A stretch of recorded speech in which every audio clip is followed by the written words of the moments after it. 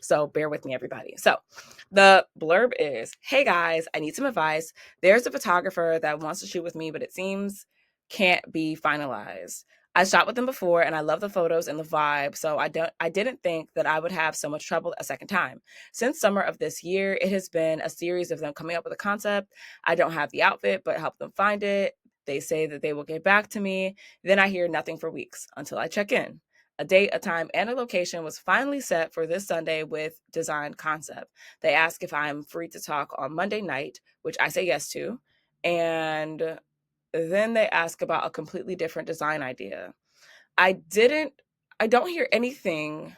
And now I don't even know what they have in mind to shoot. If I'm not crazy for being agitated, right? When would enough be enough for you guys? Should I just call it as I see it and wish them the best? I'm honestly tired of the constant run around. So, if there was ever a blurb that showed why I started charging as a model and why I started making money as a model, this would be the one. Okay. I've told you guys as models time and time again, all you have as a model is your time and your talents. If people can take advantage of that, they will. Jasmine, this personally hurts me for you because one, the fact that you would even, and this is not like to blame you at all, but the fact that it's even getting this far is insane. Okay. You have been modeling for how many years? You have how many publications under your belt? You have done this long enough to be able to work with other photographers, especially if this is a trade thing. You can do trade shoots with other people who are professional. You can do trade shoots with people who can still give you the same vibe and photos that you love. You can do trade shoots with people who are going to be respectful of your time and your talents. I'm gonna tell you a little story. There was a photographer, right? When I first started going up to New York to do work. There's a photographer that I worked with, and super cool, super cool. Worked with him maybe like within the first 3 years of my like becoming a model. Not a full-time model, but becoming a model. Worked with him in New York. It was cool. Got some shots. It was fine. Okay. Um, Next time I went to New York, I hit him up again. Shot with him again. Now, that there had been at least 6 months to a year between those two shoots, right? Very easy to get in contact with. Very, very much so. Professional photographer. Got it. I had done a lot of work in that year. Okay. And Jasmine, you've seen the work that I've done in this university, and you've seen the work that I've done just as a model. A year, I let's just say today's price is not yesterday's price. Okay. I went back to work with him again in New York, and his work still looked the same. And I thought to myself, maybe photographers progress slower than models because as a photographer you're taking the photo, so learning new editing styles and not like that might take a lot more time than a model who just like you upgrade your poses, you upgrade the type of clients that you work with, you upgrade the type of locations you shoot at. Like that's a lot easier to shift than actual like mechanics of a machine, because you're the machine, right? I mean, you're not a machine, but you get what I'm saying. So he ends up going to Puerto Rico and is just like, hey, do you want to shoot with me there? And I'm like, yeah, sure, of course. He brings another photographer with him, and I bring my model friend, and we're in Puerto Rico and we shoot.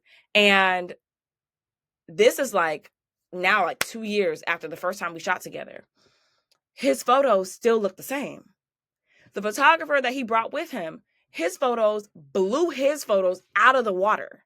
Okay. So I had to make a decision, right? Because again, I was going to New York the following year.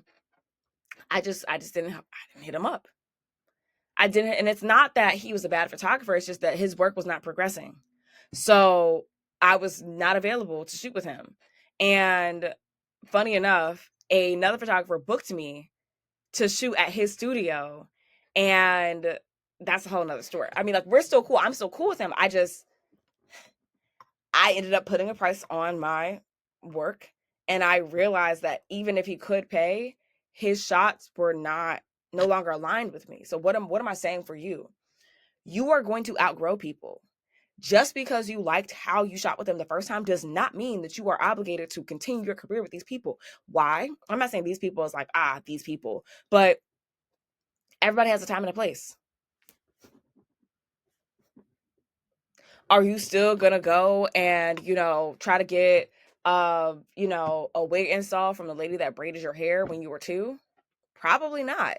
Like, are you going to keep going back to your high school because you went to school there every time that you want to like learn something new? Probably not. That was a time and a place. You must progress or you will continue to have these experiences. And I know that this has to be a trade shoot because any person that you tell, hey, I'm more than welcome to do this, but this is my price. Of course, there's better ways to say that. Now, I'm just paraphrasing because I got scripts for that and we're not doing that right now.